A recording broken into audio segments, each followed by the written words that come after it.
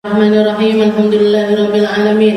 Wassalatu wassalamu ala asyrafil anbiya'i wal mursalin wa ala alihi wa sahbihi ajma'in. Subhanaka la ilma lana illa ma 'allamtana innaka antal alimul hakim. Rabbi shrah li sadri wa yassir li amri wahlul 'uqdatam min lisani yafqahu qawli. Amma ba'd.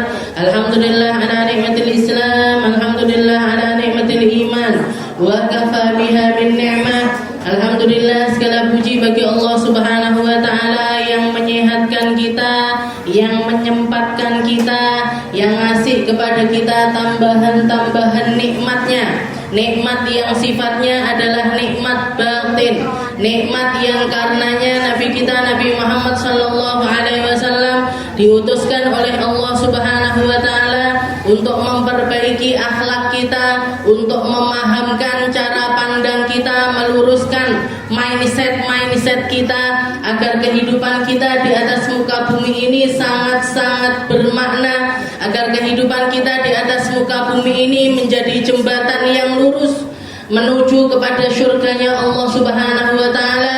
Mugi-mugi ditambahi nikmatnya, mugi-mugi dikasih terus tambahan nikmatnya. Kita, anak cucu kita, keluarga kita, semuanya jadi hamba-hamba yang ahli salat, ahli saum, ahli sadaqah, ahli haji wal umrah. Pas niki momennya bulan haji, nggih toh. Kemarin sebelum Ramadan kita menyelesaikan bab zakat sudah selesai, bab puasa juga sudah selesai. Tadi pagi saya buka, loh, bab haji. Nggih, pas niki saya ngarep budal kaji, nggih. Yang mau berangkat haji ini bisa jadi bekal kita, nggih. Bekal kita, kalaupun misalkan kita tidak berangkat secara zahir kita, mugi-mugi budal ruh kita. Semoga walaupun kita mungkin bukan termasuk orang-orang yang terpanggil fisik kita secara zahir datang ke Mekah Madinah untuk melaksanakan haji ataupun ziarah kepada baginda kita Nabi Muhammad sallallahu alaihi wasallam, mugi-mugi kita minal hadirin, masuk di dalam golongan hamba-hamba yang ruhnya hadir, yang jiwanya ikut, yang hatinya terpaut. Sebagaimana setiap hari Kamis kita membaca, ada salah satu doanya di sini beliau Habib Abdullah mengatakan Allah yataqabbalu du'a wa yu'ajjilu bil ijabah wa yuballighuna wa iyyakum hajja baitillahil haram. Jadi sebenarnya setiap Kamis itu kita ngerasa ataupun tidak ngerasa, paham ataupun tidak paham, ngerti ataupun tidak ngerti, bisa menghadirkan ataupun tidak bisa menghadirkan, tapi lisan-lisan kita itu sudah minta Allahumma yuballighuna wa iyyakum hajja baitillah. Katanya beliau, ya Allah, semoga kami termasuk orang-orang yang sampai, saya yang baca, yang dengar, yang dengar, meskipun misalkan pas waktu doa ini karung ini asbabullah yuballighuna pas ngantuk pasan, tapi kita masuk di dalam golongan orang yang yuballighuna hajja baitillahil haram. Masih ditambah lagi sama beliau wa ziyarata nabiyina Muhammadin sallallahu alaihi wasallam. Ya Allah, masuk golongannya orang haji. Ya Allah, masuk golongannya orang umrah. Ya Allah, masuk golongannya orang yang ziarah. Bukan cuman haji, umrah, ziarah saja, tapi haji, umrah, ziarah yang makbulah, yang diterima sama Allah Subhanahu wa ta'ala. Ini kita minta setiap minggunya, setiap Kemisnya. Like jenengan baca rotibnya setiap Kamis. Kalau jenengan baca rotibnya setiap malam, berarti mintanya setiap malam. Dan pasti dihadirkan oleh Allah Subhanahu wa ta'ala masuk golongan orang haji, umrah, ziarah setiap malamnya. Modale apa? Modale zikir. Modale apa? Modalnya niat.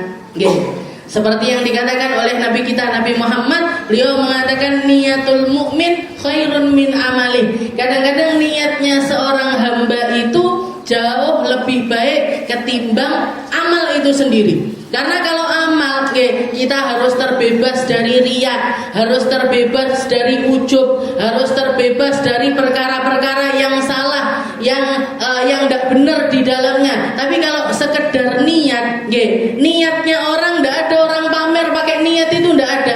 Awakmu wis kaji, wis niat kaji pokoknya. Awakmu wis umroh, wis niat aku biyen umroh, tapi belum kesampaian. Ndak iso dipamer nih Bu, ndak bisa dibikin bangga, itu ndak bisa. Makanya katanya Nabi itu lebih terjaga dari kadang-kadang bahkan lebih afdol ketimbang amaliyah itu sendiri. Jadi akan tetapi haji umroh ini termasuk satu perkara atau satu bentuk ibadah yang dituntut oleh Allah Ta'ala untuk kita kerjakan minimal seumur hidup sekali.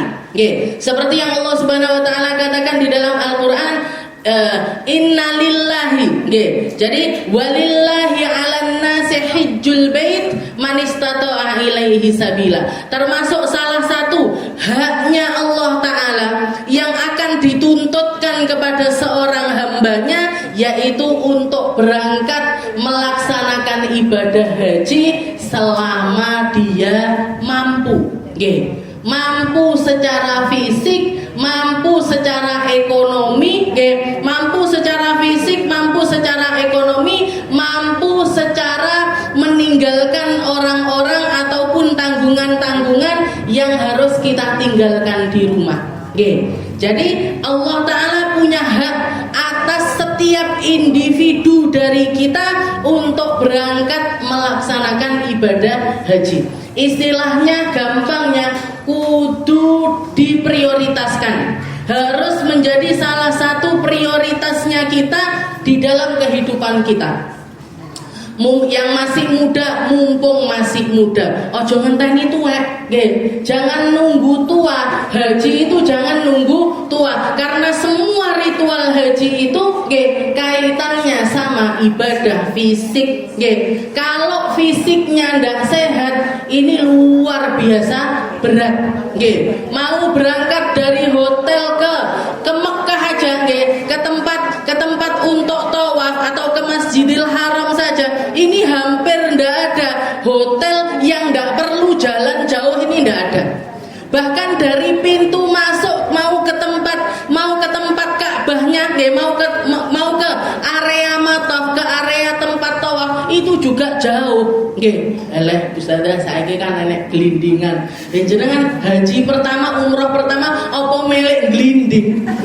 Ora nggih milih mlaku. Ora nggih pengennya itu tawaf sebagaimana orang tawaf pada umumnya. Mosok umroh pertama atau haji pertama cita-citane karung glinding. Pakai disurung atau pakai napa niku sekarang koper yang bisa jalan sendiri itu. Pengennya kan ya jalan. Pengennya kan merasakan seperti apa yang dirasakan oleh Rasulullah SAW. Nabi Muhammad itu haji usia 63 tahun. 63 tahun niku sepuh napa muda? Salah bener. Sepuh apa masih muda? Sepuh. 63 tahun itu sudah termasuk usianya seseorang yang apa istilahnya masuk 50 tahun ke atas itu fisiknya biasanya sudah turun. Tapi Rasulullah SAW tawaf bahkan dikatakan paling semangat tawafnya, sa'i dan paling semangat sa'inya.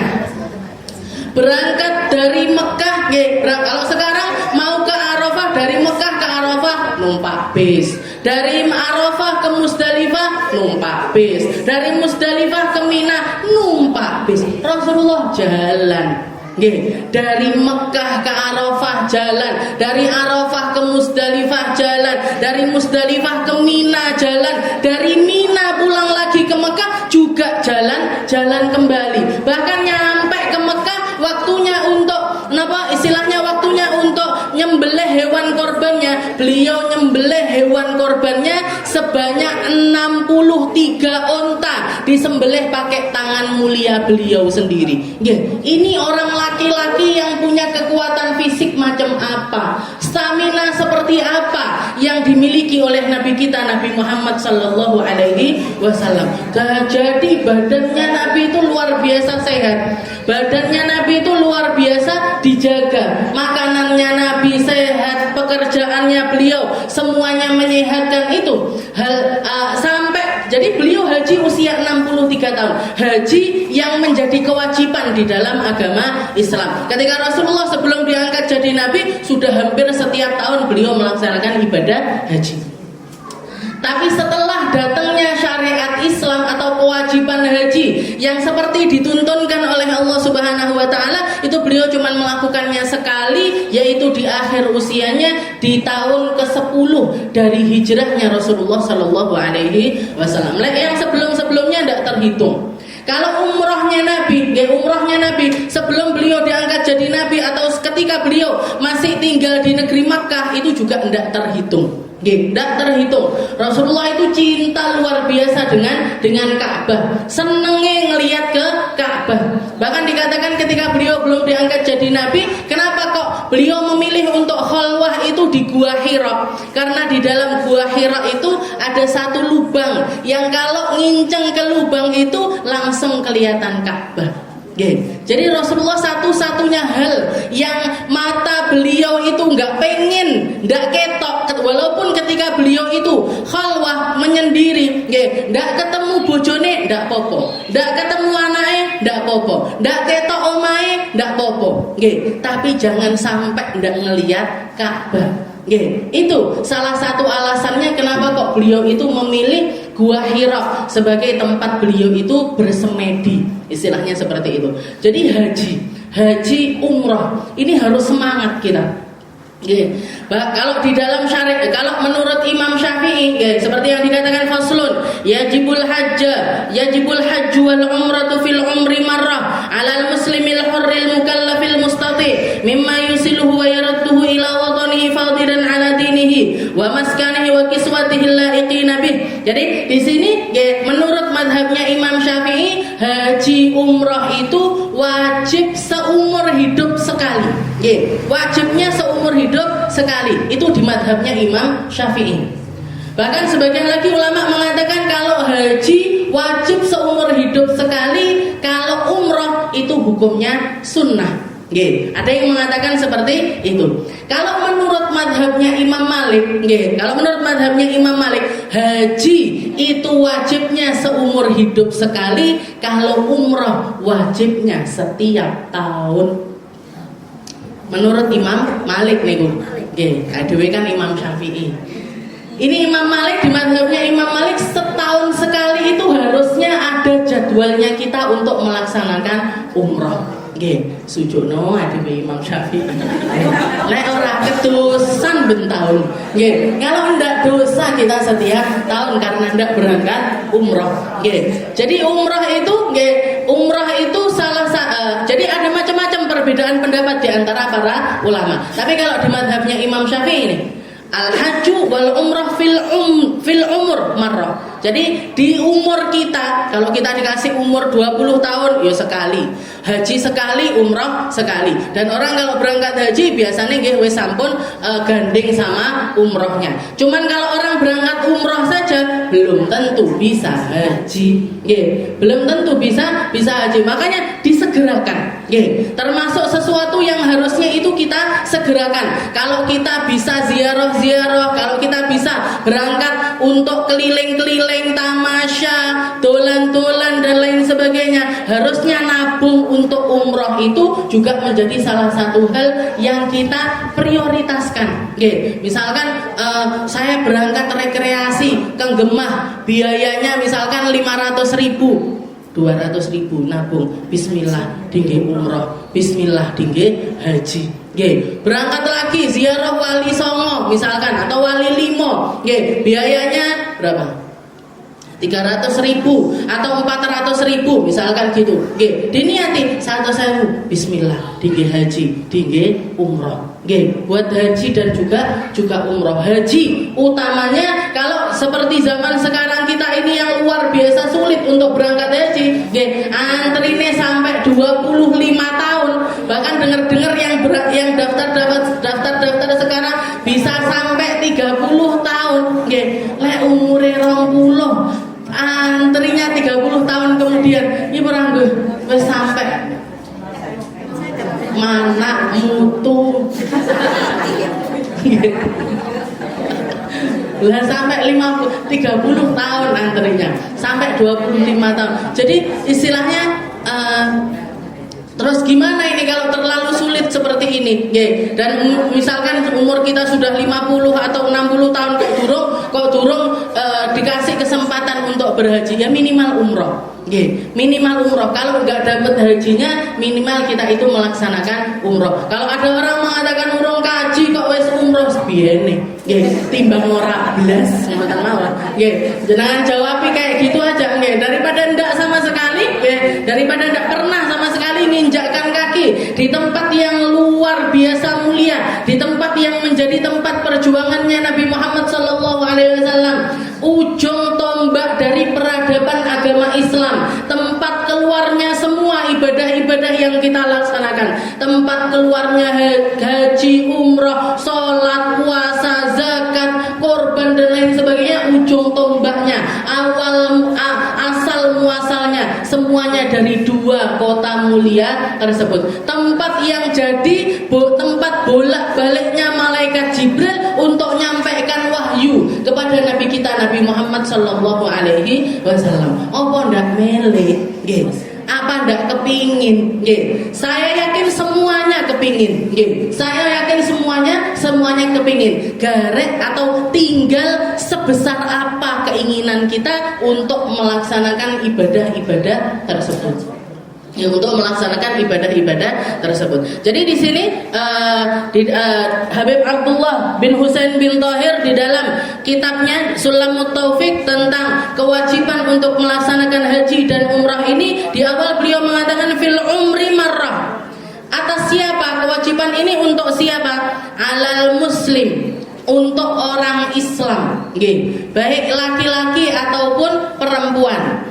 Al-hur, yang merdeka. Nah, zaman sekarang semua orang merdeka. Di zamannya Nabi dulu, ada orang merdeka, ada orang yang firriq atau istilahnya jadi seorang budak. Nah, budak ini kalau berangkat haji sah, tapi tidak wajib dia untuk melaksanakan haji. Kenapa? Karena dirinya tidak seutuhnya miliknya. Karena dirinya sendiri tidak seutuhnya milik dirinya sendiri, tapi punyanya tuannya. Kalau sekarang semua orang adalah merdeka.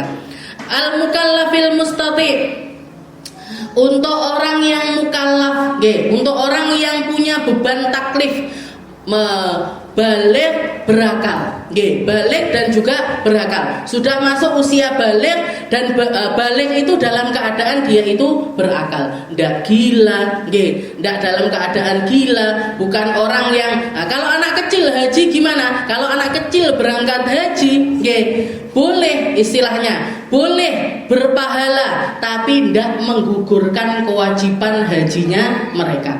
Misalkan ada anak umur 7 tahun atau anak umur 6 tahun berangkat haji, berangkat untuk melaksanakan ibadah haji. Nanti ketika dia dewasa wajib untuk melaksanakan ibadah haji lagi. Masih kena kewajiban untuk melaksanakan ibadah haji.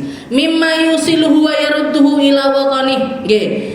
Dan mampu berangkat pakai kendaraan yang bisa menyampaikan mereka ke tempat tersebut, ke Mekah dan juga Madinah, dan bisa balik pulang. Istilahnya biaya yang dia punya untuk istilahnya yang dia pakai untuk haji ini bukan cuman berangkatnya saja, tapi sak pulangnya. Saya punya uang 10 juta, misalkan saya pengen haji backpacker. Sekarang kan ada budal kaji wis piye carane, pokoknya budal dhisik. Jadi cuman punya tiket untuk berangkat aja. Ndak duwe biaya untuk pulang. Gimana ini, wajib haji apa ndak? Jadi kewajiban haji ini biayanya adalah kewajibannya adalah ketika dia punya biaya untuk berangkat dan biaya untuk pulang. Fadilan andainihi, dan ini biaya haji umrohnya dia ini juga harus setelah melunasi semua hutang-hutangnya. Jangan sampai berangkat haji utangnya teng melecek neng dinding.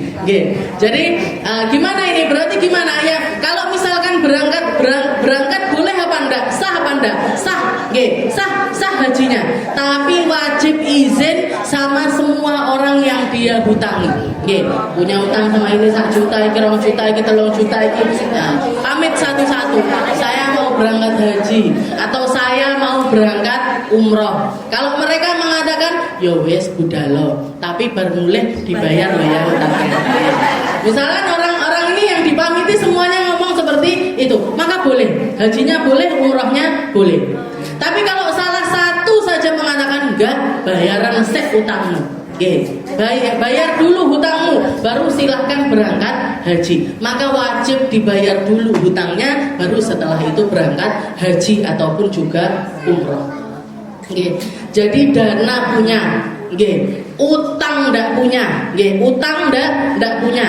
Setelah itu wa maskanihi wa kiswatihi laiqaini bihi, punya tempat tinggal untuk orang-orang yang ditinggalkan, anaknya ataupun yang masih wajib bagi kita untuk menafkahi mereka harus tetap punya tempat tinggal di negerinya, dan kita ketika di sana juga harus punya tempat tinggal untuk hidup di sana. Aku budal, turunin yang di Mekah, berangkat ke Mekah, nah berangkat haji, berangkat umroh, kamu nanti istirahatnya di sana di mana? Nggak ngerti. Nah ini nggak wajib, nggak wajib bagi dia untuk berangkat umroh ataupun berangkat haji. Atau punya rumah didol, rumahnya dijual, dipakai untuk haji atau dipakai untuk umroh, anak-anaknya nggak punya lagi tempat tinggal. Ini anak-anakmu ditaruh mana? Tak beruk nih gue baik sana. Taruh di tempat di rumahnya neneknya. Di rumah neneknya dilalah sing tinggal di situ nggak, rumahnya kecil, yang tinggal di situ orang 5 misalkan gitu. Ketambahan anak-anaknya 5, akhirnya ya karuan. Ini gimana ini? Nggak wajib. Nggak wajib yang seperti itu. Jadi punya tempat tinggal, punya dana untuk ditinggalkan selama misalkan haji itu butuh waktu 40 hari, maka anak-anaknya ini punya biaya untuk sekolahnya mereka ada, biaya untuk makannya mereka ada, biaya untuk hidupnya mereka selama 40 hari itu ada, maka silahkan. Tapi lain enggak wajib. Jadi berangkat itu bukan cuma sekedar berangkat saja, tapi yang di rumah juga wajib untuk dipikirkan. Yang di rumah juga wajib untuk ditoto. Biar agar selama kita berangkat atau ketika mereka ditinggalkan, mereka ini tidak bingung di dalam kehidupannya mereka, dan juga harus ada yang jaga. Kalau tidak ada yang jaga, tidak wajib. Jadi misalkan orang tua, laki perempuan, suami istri mau berangkat haji. Anak-anaknya enggak ada yang ngopeni, enggak ada yang mereka enggak punya, misalkan sudah enggak punya orang tua, enggak punya saudara, enggak punya teman baik yang bisa dititipi secara amanah dan lain sebagainya, enggak ada juga, enggak mampu juga bayar biaya untuk misalkan dititipkan di pondok pesantren atau gimana, enggak bisa, enggak ada, maka enggak wajib. Kewajiban itu tadi masih tertunda sampai mereka ini istilahnya entah itu jadi dewasa atau kita nemu orang untuk ngopeni mereka dan mampu bayar untuk itu. Lek mboten nggih ndak wajib untuk melaksanakan haji. Jadi di sini Allah Taala mengatakan kata-katanya walillahi 'alan nasi hijjul bait. Allah Taala itu punya, tapi utamanya yang dimulainya Allah Taala memulainya dengan kata-kata saya ini punya hak atas diri kalian semuanya untuk kalian melaksanakan ibadah haji. Kenapa? Karena haji ini satu-satunya ibadah, satu-satunya ibadah yang bahkan sebelum Nabi Adam ada, haji sudah ada. Nabi Adam belum ada, haji itu sudah ada. Ibadah haji itu sudah ada. Yang melaksanakan siapa? Malaikat. Jadi di atasmu, kalau malaikat itu tempat ibadahnya di atas langit sana, tapi di atas muka bumi ini dari seluruh penjuru semesta ini, mulai dari Sabang sampai Merauke, dari mulai Masyriq ilal Maghrib, dari mulai belahan bumi barat ataupun belahan bumi timur, satu-satunya tempat yang langsung begitu diciptakan Allah Ta'ala menciptakan malaikat berniat untuk ibadah di setiap tahunnya di tempat yang sama, muteri Ka'bah yang sama, berhaji di tempat tersebut, yaitu adalah para malaikat. Makanya dikatakan begitu Nabi Adam turun, datang waktu haji, masuk bulan Dzulhijjah, Allah Ta'ala langsung memerintahkan Nabi Adam untuk melaksanakan ibadah haji. Ya Adam, hajj, wahai Adam, berangkatlah untuk ibadah haji. Ya, jadi walaupun beliau itu diturunkannya itu di Baghdad, tapi tahun itu juga diperintahkan sama Allah Ta'ala untuk ke Mekah untuk melaksanakan ibadah haji. Ketika di padang Arafah, ketika di padang Arafah dikatakan malaikat Jibril mengatakan kepada Nabi Adam, jadi khutbah, yang khutbah ngisi acara di Arafah itu karena manusianya baru Nabi Adam sama Sayyidah Hawa itu pun masih terpisah. Nabi Adam yang khutbah adalah malaikat mengatakan, ya Adam, al-an, sekarang adalah tugasmu untuk meramaikan tempat ini setiap tahunnya untuk melaksanakan ibadah haji. Fa ini, karena saya dan para malaikat yang lainnya sudah setiap tahun itu melaksanakan haji lebih dari 2000 tahun yang lalu. Jadi sebelum Nabi Adam ada, 2000 tahun sebelumnya Allah Ta'ala sudah nyuruh para malaikat ini untuk melaksanakan ibadah haji. Jadi bisa dikatakan ibadah tertua, ritual tahunan tertua, yang ada bahkan sebelum Nabi Adam itu diciptakan oleh Allah Subhanahu wa Ta'ala. Jadi kalau kita ini berangkat haji, melok sopo, ngikuti Nabi Muhammad, ngikuti Nabi, semua nabi-nabinya Allah Ta'ala itu Pak Kaji Nabi dia. Yang belum haji tinggal satu, Nabi Isa. Yang belum berangkat haji tinggal satu, yaitu Nabi Allah Isa. Itu pun nanti di akhir zaman beliau akan melaksanakan ibadah haji. Dikatakan rombongan yang akan ikut berangkat haji bersama Nabi Isa itu salah satunya adalah kelompok Ashabul Kahf. 7 orang pemuda yang pernah ditidurkan sama Allah Ta'ala selama 360 tahun lebih, itu nanti akan dibangkitkan lagi oleh Allah Ta'ala dan jadi pasukannya Nabi Isa untuk berangkat ibadah haji. Jangan cita-cita di haji sama Nabi Isa napa pripun? Apa sama Imam Mahdi? Lah iso saiki. Kalau bisa sekarang ya sekarang. Mugi-mugi haji kabeh tahun ini. Erek sesasi tapi. Walillahi 'alan nasi hijjul baiti man istata'a ilaihi sabila. Sanatu fardhihi bi sanati sadisah minal hijrah wa qil as-sanati tasi'ah. Dikatakan Nabi Muhammad itu dapat kewajiban untuk haji dengan cara yang seperti sekarang. Maksudnya ada hajinya, ada tawaf ifadahnya, ada tawaf ifadah gandengane kalih sa'i, gitu. Ada wukuf di Arafahnya, ada mabit di Musdalifah, ada lempar jumrah dan lain sebagainya seperti yang sekarang ini tertata. Itu Allah Ta'ala memerintahkan Nabi Muhammad untuk melaksanakan haji itu. Ada yang mengatakan di tahun ke-6 Hijriah, ada yang mengatakan di tahun ke-9 Hijriah. Kalau tahun ke-9 Hijriah berarti dapat kewajiban, turun kewajibannya langsung berangkat.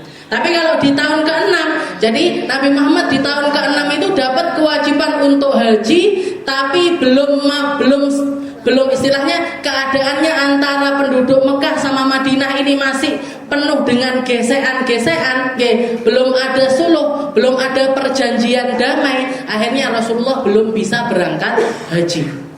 Sampai ditunda, sampai realisasinya di tahun ke-10 dari tahun Hijriah. Tahun terakhirnya Rasulullah SAW, atau yang kita kenal juga dengan yang namanya Haji Wada. Haji perpisahannya Rasulullah, itu satu-satunya hajinya Nabi. Dan Rasulullah waktu itu melaksanakan ibadah haji dengan cara ifrat. Ifrat itu haji sendiri, umroh sendiri. Ada yang namanya haji tamattu, umroh bareng sama haji. Ada yang namanya haji qiron. Kalau tamattu itu salah. Kalau tamattu itu umroh dulu baru haji. Itu tamattu, itu yang paling gampang, itu yang paling ringan. Karena berarti jenengan begitu masuk Mekah, langsung tawafnya adalah tawaf umroh, sa'inya juga sa'i yang wajib. Habis itu tahallul, selesai ihramnya. Istilahnya bisa lepas ihram. Bisa kalau laki-laki wes ndak harus ubel-ubelan 2 kain, sudah boleh pakai wangi-wangian, sudah boleh potong kuku dan lain sebagainya. Nah, itu kalau umroh, kalau ihram itu kan seperti itu. Orang masuk Mekah wajib ihram. Orang masuk ke Mekah wajib melaksanakan ihram. Jadi kalau perempuan harus nutup seluruh auratnya, tidak boleh dibuka sama sekali. Bahkan tidur pun harus dalam keadaan ihram. Tidak boleh hadus pakai sabun, tidak boleh pakai wangi, kan berat gitu. Jadi makanya dinamakan tamattu. Tamattu itu yang paling gampang, yaitu umroh dulu, baru setelah itu haji. Jadi umroh, tawaf, sa'i, tahallul. Halal lagi semuanya, selesai ihramnya. Nanti tinggal nunggu lagi ketika musim haji atau hari hajinya, yaitu tanggal 9 Dzulhijjah, berangkat ke Arafah. Nah, tinggal nunggu waktu hajinya, ihram lagi. Nah, habis itu melaksanakan manasik haji. Jadi di kurun waktu antara umrah sama haji ini boleh terbebas dari ihram. Tapi kalau yang ifrat, ifrat itu haji dulu baru umrah. Haji dulu baru umrah. Tidak boleh umrah kalau belum melaksanakan haji. Ini yang paling berat. Jadi begitu datang, kalau misalkan datangnya mepet sama waktu haji, saya gampang. Tapi kalau datangnya 10 hari sebelumnya, atau 20 hari sebelumnya, atau 30 hari sebelumnya, itu selama masa menunggu itu kudu panggah ihram. Harus tetap dalam keadaan ihram. Bayangkan 30 hari ndak adus kadek sabun, ndak boleh potong kuku, ndak boleh lepas pakaian. Jadi istilahnya aurat ini harus tertutup secara sempurna. Seterusnya, kecuali di rukhsah itu cuma kalau ke kamar mandi aja. Keluar dari kamar mandi sudah harus dalam keadaan ihram lagi. Maksudnya sudah harus tertutup lagi secara sempurna. Jadi berat. Jadi, hajinya Nabi adalah haji ifrad. Ada lagi yang ketiga cara haji namanya qiran. Kalau qiran itu bareng. Yo haji ya umroh. Ya haji ya umroh. Tapi ini ya sama kan, modelnya mirip sama ifrad. Jadi harus nunggu waktu haji, karena umrohnya haji bareng sama umrohnya biasa. Istilahnya umrohnya dia sama hajinya, tawaf sa'inya itu berbarengan. Jadi itu yang namanya qiran. Jadi saran saya kalau jenengan mau berangkat haji, untuk orang-orang seperti kita yang tidak bertahan dan lain sebagainya, kesabaran setipis tisu, sabaran kita setipis tisu dibelah jadi 2, maka lebih baik kalau haji sekarang itu pakai haji tamattu saja. Kok bingung Ustazah? Biasanya lek belajar haji panjang bingung sampai jenengan ngaji beneran. Makanya silahkan berbingung-bingung sampai di budale ngaji kalih Gusti Allah. Sanatu fardhi. Jadi waktu kefardiannya adalah tahun ke-6 atau tahun ke-9 dari Hijriah. Wa fadlu fil hadits qala sallallahu alaihi wasallam, al-umrah ila al-umrah kafaratun lima bainahuma wal hajjul mabrur laisa lahu jazaa illa al-jannah. Dikatakan keafdoliannya luar biasa besar. Bahkan salah satu ibadah yang mungkin satu-satunya ibadah yang mampu mengobati dosa-dosa terbesar kita itu hanya bisa dicapai dengan haji. Allah Ta'ala sampai mengatakan barang siapa yang nyampe di padang Arafah, di tanggal Arafah, dia berdoa dan bermunajat kepada Allah Ta'ala dan tidak yakin kalau dosanya itu diampuni sama Allah Ta'ala, itu termasuk dosa besar. Sebesar apapun dosanya, jadi bandar narkoba misalkan, atau jadi pezina selama 20 tahun misalkan, atau menjadi seorang penjudi selama seumur hidupnya sampai sebelum dia berangkat haji. Tapi dikasih kesempatan sama Allah Ta'ala untuk ibadah di padang Arafah, dia tidak yakin kalau dosanya itu digugurkan sama Allah Ta'ala, dosa. Nggih, dosa sampai digitukan sama Allah Ta'ala. Berarti kamu tidak yakin kalau aku itu maha pengampun. Kamu tidak yakin kalau aku itu maha memaafkan. Kamu tidak yakin kalau aku mampu, istilahnya maha mampu untuk merubah keadaan setiap hamba. Dosa orang yang berdiri di padang Arafah di hari Arafah dan tidak yakin kalau dosanya itu diampuni oleh Allah Subhanahu wa Ta'ala. Nggih. Jadi keafdoliannya umrah dan haji, Rasulullah SAW mengatakan al-umrah ilal umrah kafaratun lima bainahuma. Orang yang berangkat umrah dibarengi dengan umrah selanjutnya. Maksudnya gini, orang berangkat umrah, setelah itu punya pikiran aku kudu umrah Nah, umrah yang kedua itu akan menggugurkan seluruh dosanya dia antara umrah sebelumnya. Jadi antara umrah satu dengan umrah yang kedua, dosa diantaranya itu diampuni oleh Allah Subhanahu wa Ta'ala. Kafaratun lima bainahuma. Wal hajjul mabrur laisa lahu jazaa illal jannah. Orang kalau haji dan hajinya haji mabrur, hajinya haji yang diterima sama Allah Ta'ala, orang tersebut tidak ada yang pantas untuk didapatkan olehnya kecuali balasannya adalah surga. Istilahnya dapat jaminan surga dari Allah Subhanahu wa Ta'ala. Sayyidah Aisyah pernah nanya sama Rasul, "Ya Rasul, ra'aina nara annal jihad afdalul a'mal." Ya Rasul, kalau kita lihat dari sekian banyaknya macam ibadah yang engkau ajarkan kepada kami tidak melihat yang lebih tinggi kedudukannya karena dilihat dari beratnya amal, besarnya biaya dan lain sebagainya lebih daripada jihad di jalannya Allah Subhanahu wa Ta'ala. Afala nujahid. Nah, jadi beliau nanya itu untuk istilahnya ngambil kesimpulan, ya Rasul, mbok perempuan-perempuan ini juga diizinkan untuk jihad.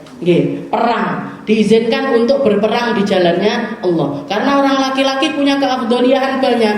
Mereka punya yang namanya sholat Jumat, mereka punya yang namanya sholat berjamaah, mereka punya yang namanya jihad fisabilillah. Ini perempuan-perempuan bangga koneng omah, masa, umbah-umbah, PPPP, seteliko bangga. Iya ya Rasul. Intinya itu sebenarnya. Sayyidah Aisyah itu nanya afala nujahid. Ya Rasul, yang lain-lain sudah apa-apa wes, tapi yang paling afdal ini loh, mbok kita juga diperbolehkan. Afala nujahid ya Rasul. Apa kami juga boleh untuk ikut berjihad di jalan Allah? Katanya Nabi, langsung, ndak usah aneh-aneh. Wong wedok malok jihad tambah ngeribuin. Orang perempuan megang pedang. Jangan bayangkan megang pedang biasa, tapi sebenarnya kita itu biasa hanya latih. Tapi yang antara latih sama pedang ini kan beda ceritanya. Perempuan bawa panah, naik kuda dan lain sebagainya. Katanya Nabi, wis, ndak usah aneh-aneh. Kalaupun kamu lakunna, katanya Nabi, kalau kamu mau ibadah berat yang setara dengan jihad, ada. Satu riwayat mengatakan ini lafadznya lakinna. Kalau lakinna itu tetapi kamu boleh melakukan ibadah yang setara dengan jihad. Apa itu? Al-hajjul mabrur. Atau di riwayat yang lain, lakunna, kalian perempuan punya ibadah yang setara dengan jihad, yaitu haji yang mabrur, haji yang diterima oleh Allah Subhanahu wa Ta'ala. Itu pahalanya setara dengan jihad di jalan Allah Subhanahu wa Ta'ala. Jadi beda. Bahasa Arab itu lafadznya sama, lam, kaf, nun. Tapi awake dhewe salah bacanya, jadi ini bisa jadi dua makna. Bisa jadi lakinna artinya tetapi, lakunna artinya bagi kalian. Bagi kalian untuk melaksanakan ibadah haji, haji yang diterima. Haji yang diterima itu gimana? Pertama, didapat harta yang dipakai untuk seluruh ibadah itu didapat dari cara yang halal, dengan cara yang baik. Halalan thayyiban, nyarinya caranya halal, ngambilnya juga dengan cara yang baik. Kalau misalkan kita dapat harta, dari mana ini hartanya, ini warisan orang tua saya. Nggih. Ini saya dapat rezeki, dapat warisan dari orang tua. Nggih. Maka ngambilnya harta warisan ini juga dengan cara yang baik. Itu akan bikin kalau dipakai untuk ibadah hajinya juga akan jadi haji yang mabrur. Tapi aku entuk warisan, tapi saurunge kerekeran 10 tahun. Nggih. Rebutan warisan itu sampai ngelokne dulure satu, sampai olok-olokan ini, sampai jadi rebutan dengan cara yang enggak baik, sampai pecah silaturahim, sampai enggak mau ketemu, sampai enggak sapa-sapaan sekian tahun, akhirnya cair juga itu warisan, dan belum ada kebaikan yang terjadi antara saudara tersebut. Itu mungkin secara dohir halal, tapi tidak thayyib, tapi tidak baik, tapi tidak baik. Makanya diselesaikan semuanya dengan cara yang baik. Kalau kita misalkan orang tua kita meninggal, kita dikasih jatah untuk dapat warisan, ambil dengan cara yang baik, selesaikan dengan cara yang baik. Makanya paling bagusnya adalah mengikuti syariatnya Allah Subhanahu wa Ta'ala. Begitu orang tua kita meninggal, bapak kita atau kakek kita misalkan meninggal, begitu meninggal dan langsung dibagi. Baginya kalau belum bisa bagi secara fisik, minimal dibagi secara nominal. Kilo hartanya bapak sekian, utangnya sekian, ini hartanya yang bisa kita bagikan ini sekian. Misalkan yang bertanggung jawab kakak yang nomor 1, misalkan yang sudah kerja atau yang sudah mandiri itu kakak yang pertama, dijelentreh nih. Ini hartanya bapak sekian, utangnya sekian, berarti jatahmu segini. Nanti ya baginya dengah-dengah. Atau dicicil per bulan, atau dicicil per tahun, atau dicicil, tapi sudah mulai dibagikan. Yang bikin banyak konflik itu kalau ditunda-tunda sekian lama. Seenek ibu sungkan, memang ibu itu jadi istilahnya maksudnya itu ketika masih ada di antara kita, jadi misalkan abah kita meninggal, ibu kita masih ada, memang istilahnya orang mikirnya biasanya ini hartanya bapak, yang paling berhak harusnya adalah ibu, yang paling berhak harusnya adalah ibu. Tapi di dalam syariat sebenarnya tidak seperti itu. Begitu bapak meninggal, ini harta ibu termasuk ahli waris, punya jatah. Jadi omong-omongan yang bagus, omong-omongan yang enak, omong-omongan yang Bu, ini nanti ketimbang. Bu, ini nanti timbangannya dadi dowo. Bu, ini nanti ketimbang bikin kita ndak akur. Bu, adik yang ini butuh, saya sendiri juga butuh. Misalkan seperti itu. Jadi dia ngomong nih baik-baik. Ayo Bu, dibagi seperti yang diajarkan sama Rasulullah Shallallahu Alaihi Wasallam. Jatahnya ibu sekian, jatahnya anak ini sekian. Walaupun bisa, berarti apa harus langsung jual tanah? Boten, pelan-pelan. Jadi pembagiannya harus clear dulu di awal. Masalah baginya caranya gimana? Itu sesuai dengan kesepakatannya ahli waris itu sendiri. Dan ketika ngomongin tentang warisan, ini ya salah satu hal yang jadi pesan saya, kalau ngomongin tentang warisan yang bukan ahli waris, ndak usah melok omong. Ndak usah ikut-ikutan nimbrung. Ini setiap warisan itu yang berhak untuk bagi, yang berhak untuk menyelesaikan caranya gimana dan lain sebagainya, yo me ahli waris. Yang bukan ahli waris ndak usah ikut cawe-cawe. Biasane bojone biasane. Antune. Ndang warisanmu sakmene. Enggak, anaknya istilahnya suaminya sebenarnya adem-ademan sama saudara-saudaranya, ndak ada apa-apa. Saya ngompori pinggir-pinggire, diselomot, jadi dibong ini dan lain sebagainya. Omong ini harusnya segini harganya, harusnya. Tidak patut kita untuk ikut-ikutan di dalam warisannya suami kita. Sebagaimana suami kita juga tidak berhak untuk ikut-ikutan di dalam warisannya kita. Jadi sing era semua ajarannya Nabi itu indah. Semua yang diajarkan sama Rasulullah itu wes lengkap. Makanya Rasulullah sampai mengatakan taraktu fikum. Saya ninggalkan perkara agama ini kepada kalian. Lailaha kana hariha. Malamnya terang benderang seperti siang. Semuanya jelas. Caranya makan jelas, caranya tidur jelas, caranya nikah jelas, caranya bagi warisan jelas, semuanya dijelentreh nih. Lailaha kana hariha. Katanya Nabi, malamnya yang ruwet-ruwet untuk kalian, yang bundel-bundel untuk kalian, yang gelap-gelap untuk kalian, dijelentreh nih semua sama Nabi semacam matahari. Jelas sejelas-jelasnya, padang sak padang-padangnya. Kenapa kok kita milih untuk ruwet ketimbang milih untuk mengikuti ajarannya Nabi? Kenapa kita harus disibukkan dengan sesuatu yang tidak jelas, padahal aturannya Nabi ini sudah sangat jelas, gampang.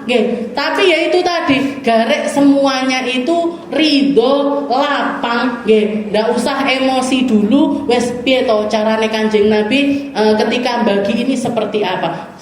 Syariatnya sudah ada, syariatnya sudah ada, tata caranya sudah ada. Jadi itu yang bukan ahli waris tidak usah ikut-ikut campur di dalam warisan orang tua. Tapi saya kan sudah menikah 30 tahun. Iya. Walaupun kamu sudah nikah selama 30 tahun, tapi gimana kamu tetap bukan anaknya, kamu tetap bukan ahli warisnya. Ahli waris, kamu jadi ahli waris di keluargamu sendiri.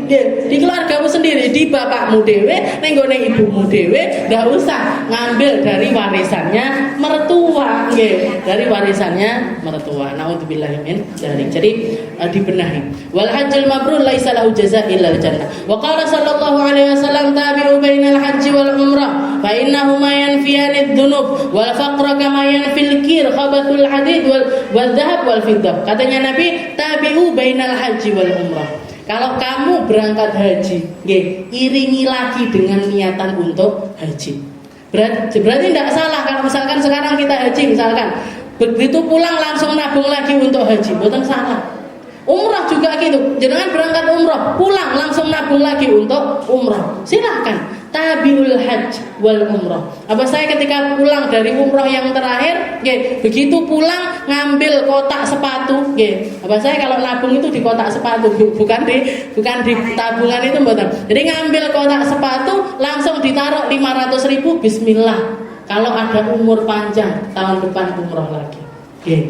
Jadi langsung beliau niat lagi untuk berangkat umrah, pulang. Dan ini diajarkan sama Nabi, tabi'u bainal haji wal umrah. Iringi hajimu dengan ataupun umrahmu dengan haji berikutnya dan juga umrah berikutnya. Haji lagi, umrah lagi. Berarti cuman untuk diri kita sendiri. Ini istilahnya ini ajarannya Nabi di kala itu, di waktu itu, ketika haji gampang, ketika umrah gampang dan lain sebagainya. Tapi kalau kita ngelihat di zaman sekarang ini, haji sulit, umrah mungkin gampang, umrah mungkin gampang. Tapi istilahnya gini, kalau kita umroh punya biaya lagi untuk umroh,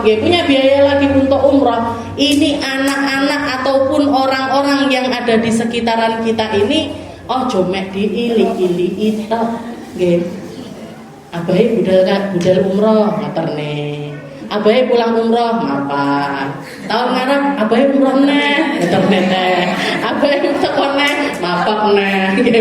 Anak-anaknya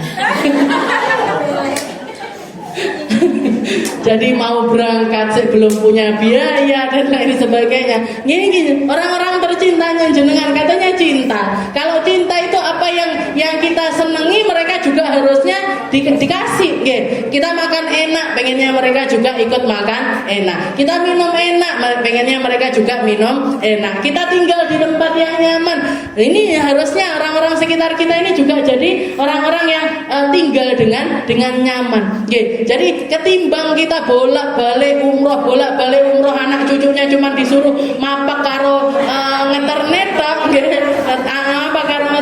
tok nggih. Jenengan bagi-bagi. Ayo tahun ini abah ndak umroh. Ayo anak yang pertama sama istrinya diumrohkan. Habis itu anak kedua diumrohkan. Anak ketiga diumrohkan. Kalau bisa nggih, haji bareng umroh bareng. Haji bareng umroh bareng.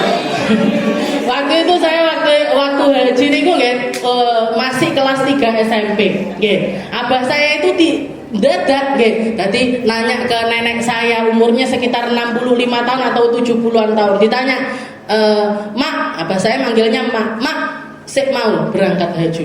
"Yo mau."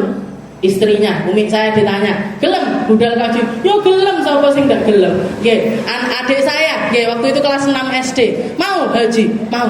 Belum haid padahal. Nggih. Habis itu saya Kak Nismah ditelepon di pesantren, "Mau ndak kalau berangkat haji?" "Mau." Nggih, berangkat sak keluarga. Nggih.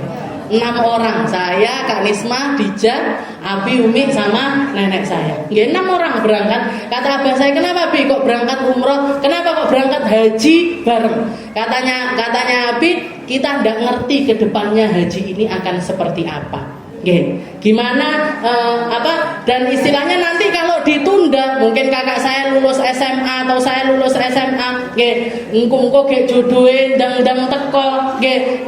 Haji sama suami dengan haji sama orang tua rasanya beda nggih. Walaupun saya masih istilahnya yo koyok cah cilik anak SMA diberangkatne haji nggih. Dadi yo tawaf koyok dolanan, sa'i koyok dolanan nggih. Tapi seneng luar biasa nggih. Seneng gembira luar biasa dan itu ndak akan mungkin saya ceritakan untuk apa nggih. Saya ceritakan abah saya sering cerita ke teman-temannya untuk apa? Jenengan yang punya kelebihan harta, jenengan yang punya ekonomi diluaskan sama Allah Subhanahu wa taala, kasih kenangan termanis untuk orang-orang tercinta kita. Yang paling kita cintai siapa? Yo istri, kalau suami ya istrinya, ibunya, nggih, orang tuanya, sama anak-anaknya. Nggih, sama anak-anaknya. Ini lingkup terkecil dari rumah tangga niku adalah itu. Kasih kenangan terindah, kasih kenangan yang paling manis.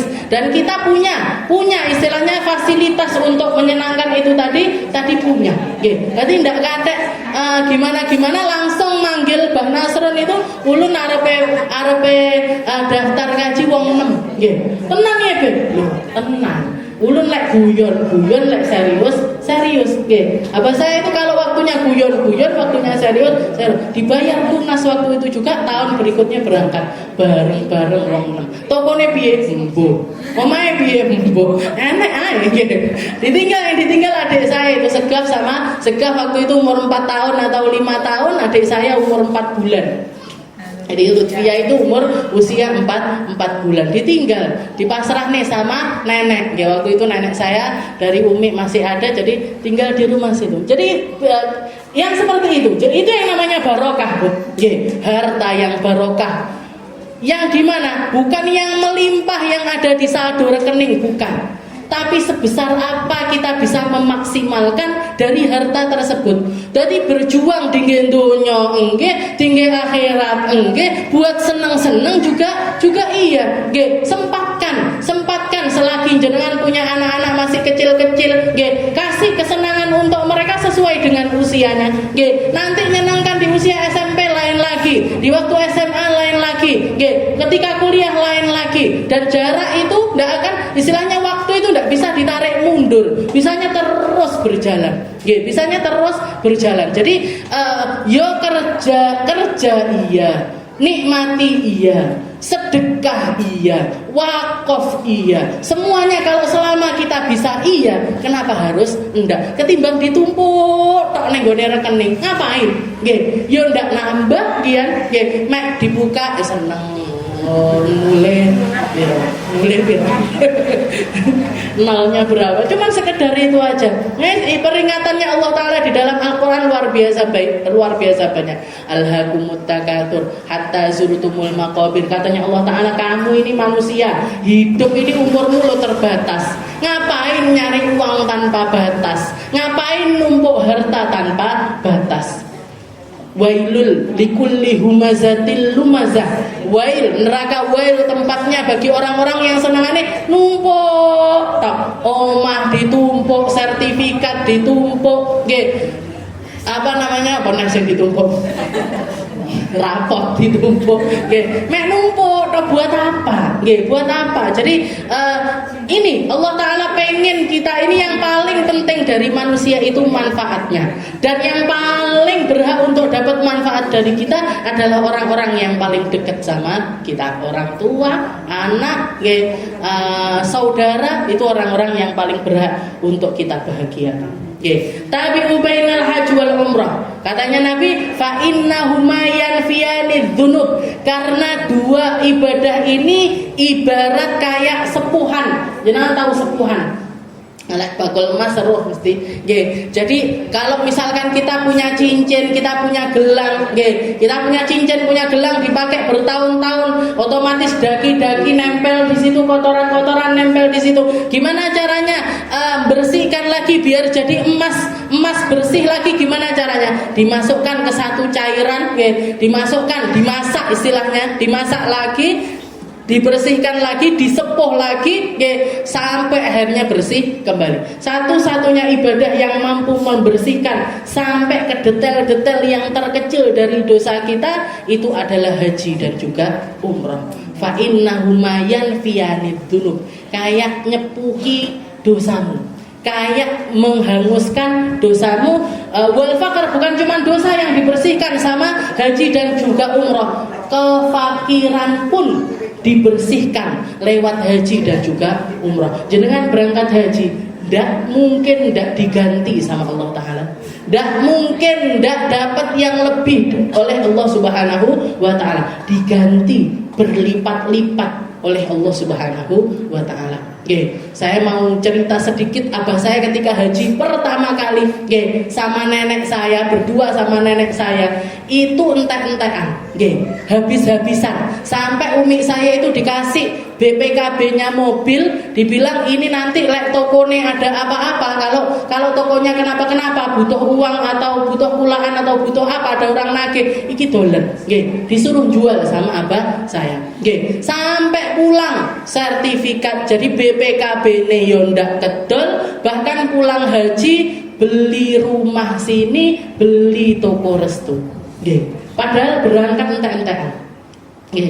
Bawa oleh-oleh luar biasa banyak. Jadi satu mobil untuk orang, satu mobil buat barang. Zaman dulu bawa oleh-oleh sembarang, enggak ada batasannya. Jadi satu mobil oleh-olehnya buat orang-orang itu.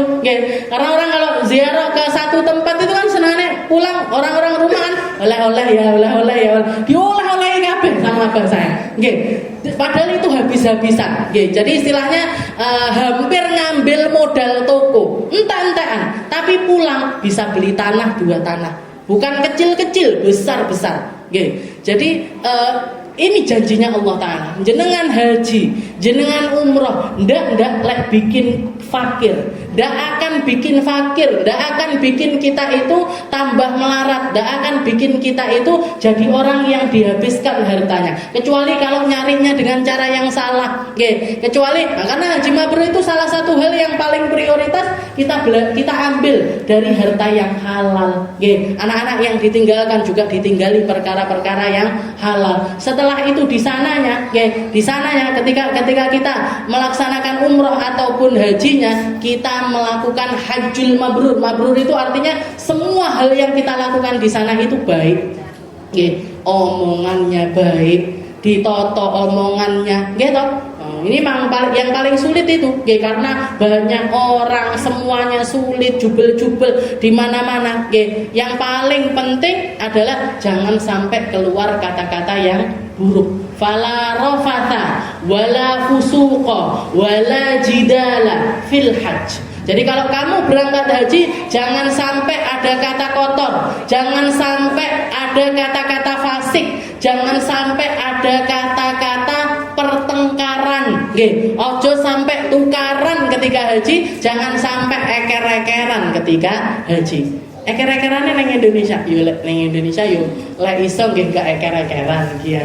Nggih, tapi di sana berkali-kali lipat lagi dipesankan oleh Allah taala. Fala rafatha wala fusuqa wala jidala fil hajj. Itu yang jadi syaratnya haji itu diterima oleh Allah Subhanahu wa taala. Wal faqra kama yanfil kir khabathul hadid wal dhahab wal fiddah, seperti juga perak ataupun juga emas, walaisa lil hajjatil mabrur thawabun illal jannah, dan bagi orang yang berangkat haji mabrur tidak ada pahala kecuali surga. Wa qala sallallahu alaihi wasallam man hajja hadzal bait lam yarfut wa lam yafsuq raja'a ka yaumi waladathu ummuh, dan barang siapa yang haji berangkat haji mabrur hajinya tidak pakai rafat, tidak pakai kata-kata kotor, tidak pakai kata-kata yang fasik, dia akan pulang dalam keadaan bersih sebersih-bersihnya seperti bayi yang baru saja dilahirkan. Mungkin kita dapat jatah haji, mungkin kita bisa ziarah ke Mekah Madinah tahun ini bareng-bareng tahun ini, atau kalau enggak tahun depannya lagi dikasih sama Allah Ta'ala jatah untuk bisa haji dan juga umrah. Ala hadhihi niyyah wa ala niyatin salihah wa ila hadratin Nabi Muhammad sallallahu alaihi wasallam bisirril Fatihah.